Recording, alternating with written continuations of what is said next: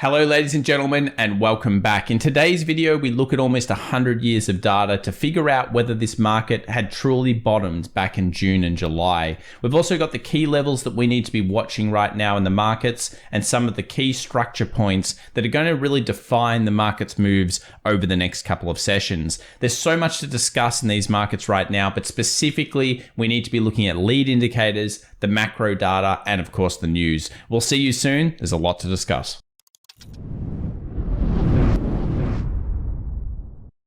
Well, welcome back everybody to the Daily Show where we talk about stocks, commodities, and cryptos. We've got a jam-packed show today with a whole bunch of macro data to begin with, seasonality, and all sorts of great correlations to previous history. And then, of course, we've got the key lead indicators along with the big levels that we need to be watching in these markets. Let's start off with here the SP 500, 50 days after its low with the highest correlated breadth statistics. Now we know that the statistics right now really correlate well with this idea that the market potentially has already bottomed. Now a lot of people argued that a few weeks ago. We've been of course going with at least the idea of a double dip, and I wanted to really break that double dip scenario down to you guys today.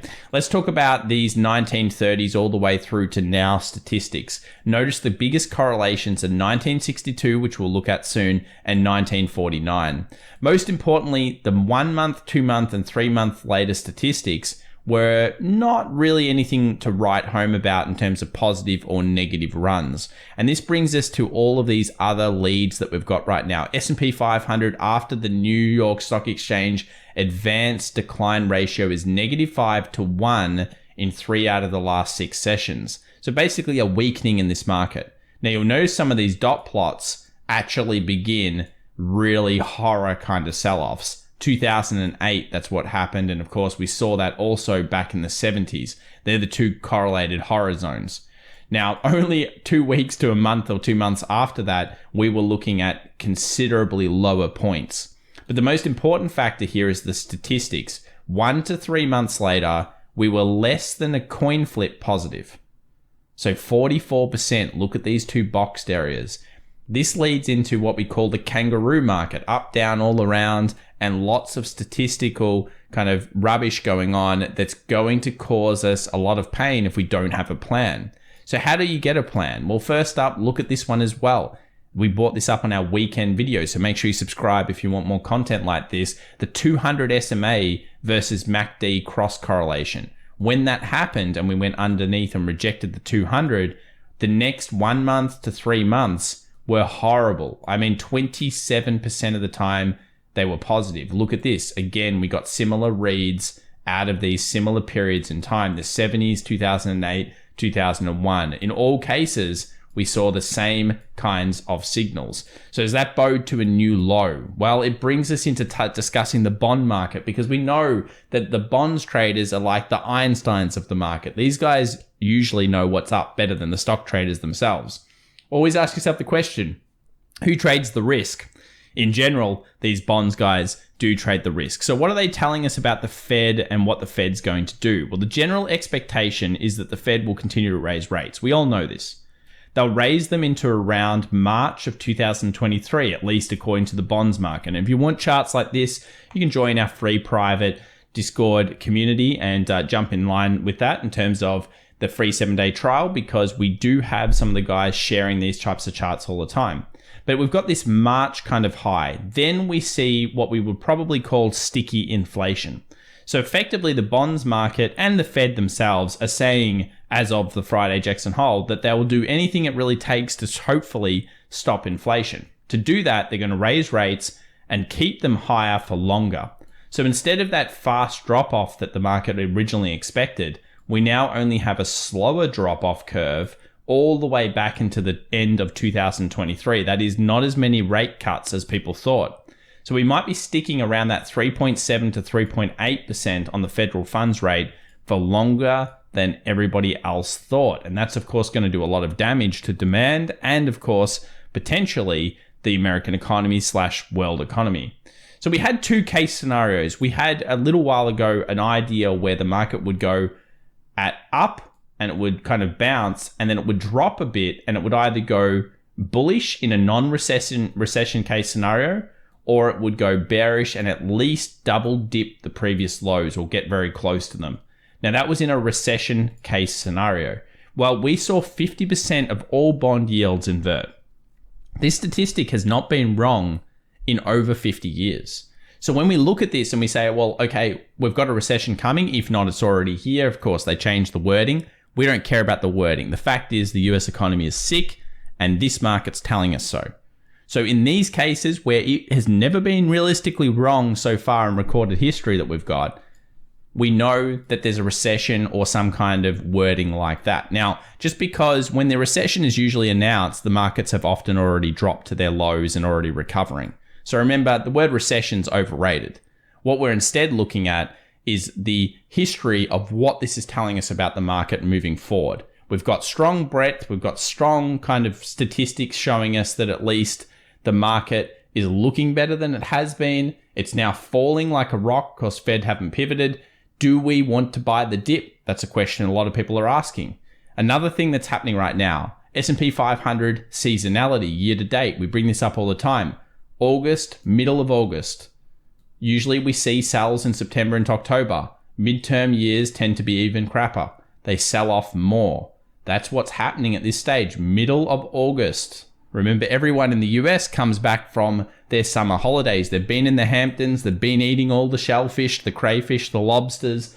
They need to pay for those now. How are they going to do it? Creating the kangaroo volatility. That's what they do. So September into October, often a week. But do not ignore, we have to be open to the opportunity of a potential Christmas-style rally. That is, that November into December rally. Of course, you may disagree completely with that. And there's relevant reasons. Look here at the correlation. We've discussed this before. 1962 versus 22. 2015 versus 22. The big one, 2008 and 73 versus 22. In all of these cases, we saw dipping scenarios. So we know that we're probably in a recession. I mean, the bonds market told us so. So these cases seem incredibly likely that we go down and we dip. At least it's a good kind of methodology to figure out these markets. But will we go lower and make a new low? Well, I think making a new low is where things get a little scary because, of course, when you make new lows, all of a sudden you open yourself to these style scenarios. The apocalypse that a lot of people are discussing. Things like at least 3,100 to 3,200 SPY. So this is where things really get nasty should it happen in the future. But you have to be open to both cases. What happens if we go like that? Are you going to sit there and say, oh, I missed out an opportunity? Or do you have a plan around this? Remember, it's always important to have a plan. Here's a quick rolling calendar for the big information coming out over the next couple of weeks. Pause the video if you're interested in that. But let's jump into what the market's telling us under the hood. These are all the sectors. These are the major sectors. Generally, the market has been rotating into things like energy, utilities, staples, and metals if they're about to fall or if something's looking a little dodgy. Semiconductors, technology, they usually are taking the weakness here. We're seeing that in the previous 24 hours. That is the Monday open. Let's take a look now at the last 5 days rolling. Energy doing well because of yields, metals doing well because of yields, agriculture, the same thing. And then we've got a mixture. So we have utilities and staples kind of, holding better than you expect, but you'd say that's a mix. It wasn't as clear as the figure that we got about a week and a half ago, 2 weeks ago, when we saw that 43.20 zone. We had 3 days of incredible rotation into utilities, and at that point it was staples, and those two ones were just absolutely doing stellar compared to the rest. A clear sign that the market was getting a little bit, let's say, toppy in that case. Let's jump into the charts. Let's move over to the VIX. We've talked about the VIX at 20. This is the bull bear case. At 20, we expected a spike. We've got that spike. Do we get higher? Usually markets won't fully bottom until they hit what we call crescendo or fear levels. 35 or even a higher VIX style scenario could be on the cards should the market quickly and drastically fall off to those dipping levels, maybe even a 37.50 or something like that.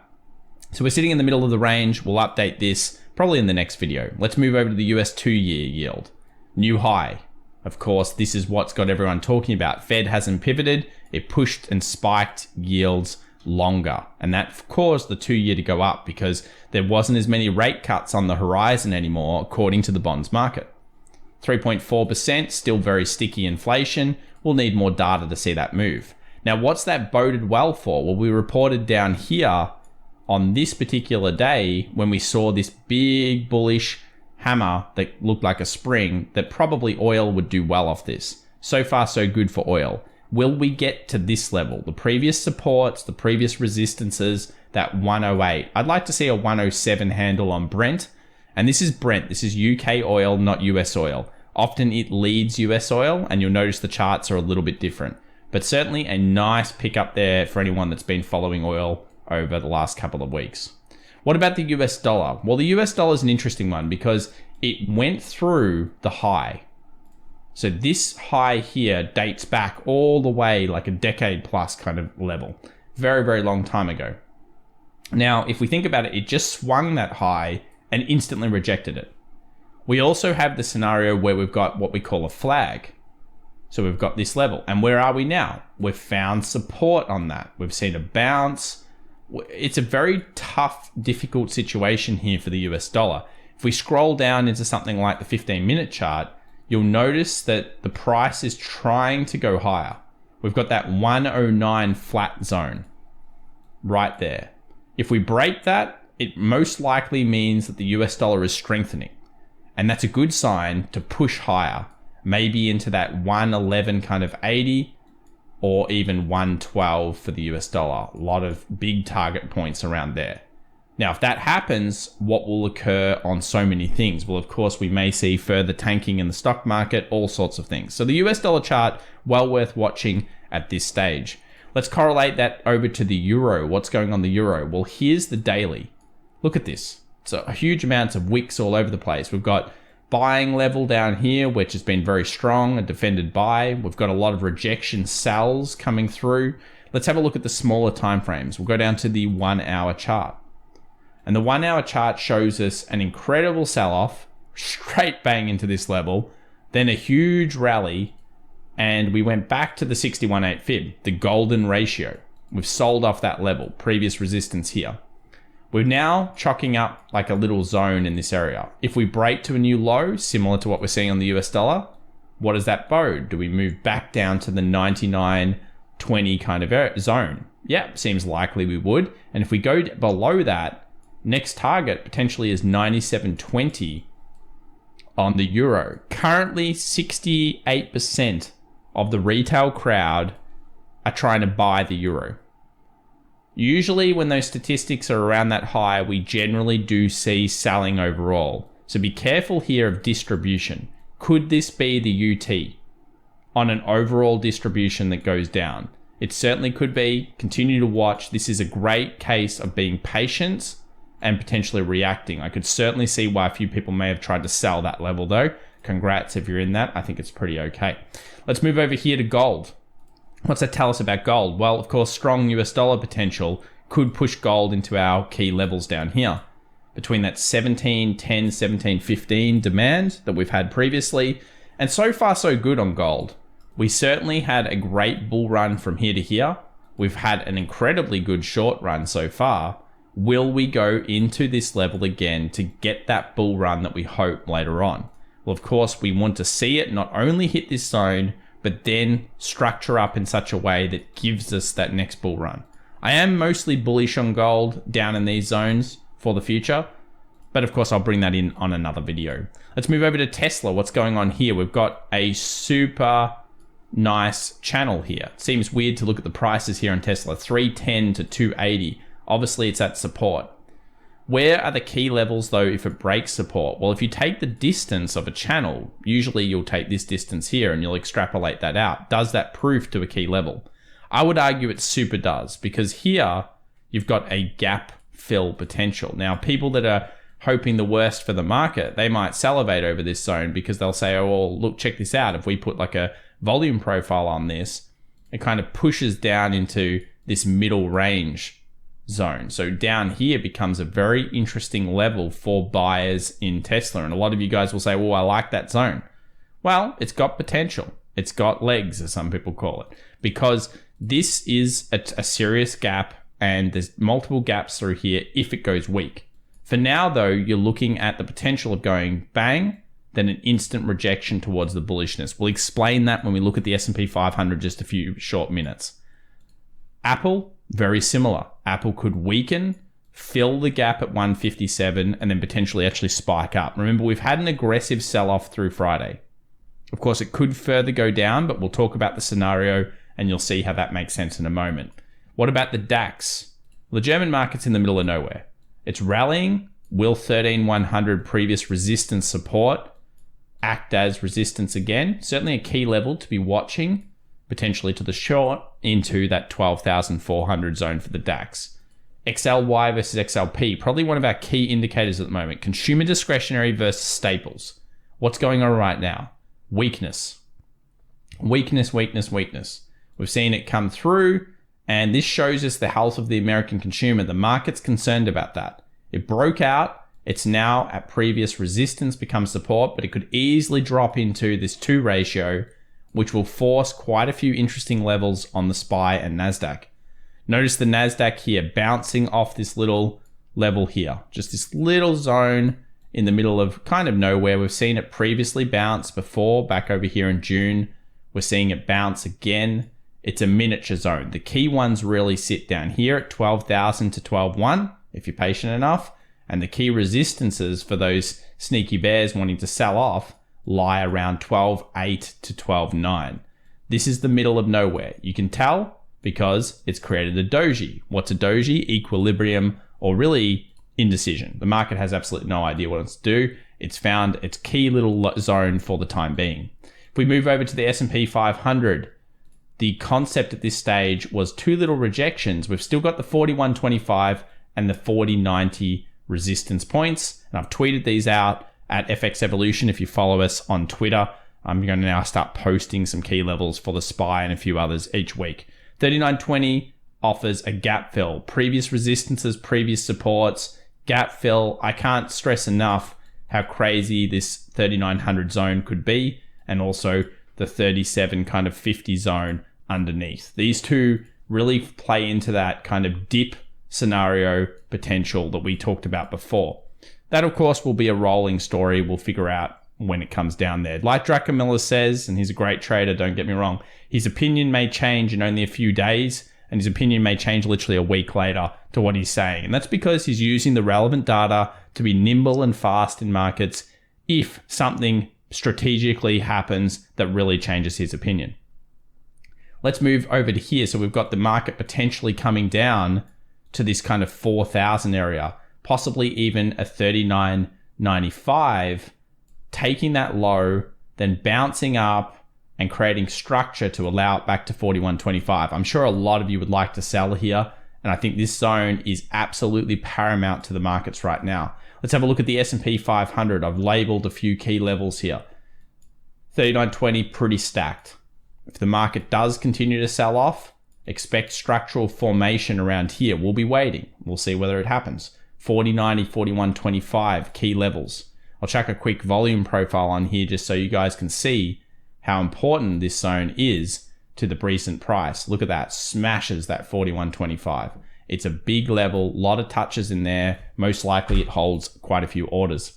Move over to the options. Why do we think that 400 may, or that 395 zone might actually hold the market this week? Well, look at the Friday options expiration. Of course, it can go lower, but this is where the big strike is, 400 on the dot.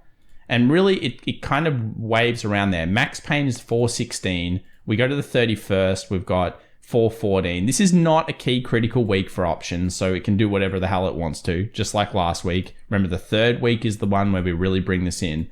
But we do have quite a lot of options sitting at 400, something to note. We've also got Bitcoin showing itself. Maybe it kind of didn't quite hit my zone. I'm a little bit annoyed about that. I wanted to see Bitcoin go down into this 19,300 to 18,000 area, previous levels of nice wicking, and to see it buy or structure up through here. It's still possible. Remember, if the stock market goes down in the next session and then bounces, I would like to see that occur. Should Bitcoin make a new low though underneath here, underneath that 17,000 and a bit, watch out down below, guys, because I'm not even kidding when I say Bitcoin may move to 13,000 or even 10-ish, 10.8, something like that, should a new low be formed. So Bitcoin will move very drastically. It's already been weak for a while.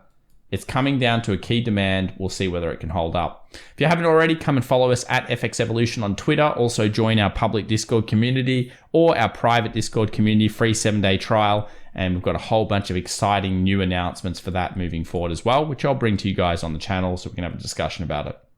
Key information this week, if we scroll through, we've got, of course, here on the Tuesday, JOLTS job openings, CB consumer confidence, 10 a.m. New York time. Then we have 8:15 ADP non-farm employment change, the first number coming out for that. ISM manufacturing PMI on the Thursday.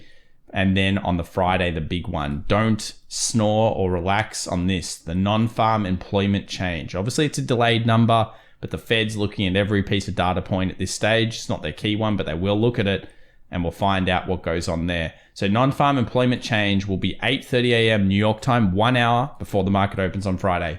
If you enjoyed today's video, please remember to subscribe, smash that like button. We'll see you in the next one. Bye for now.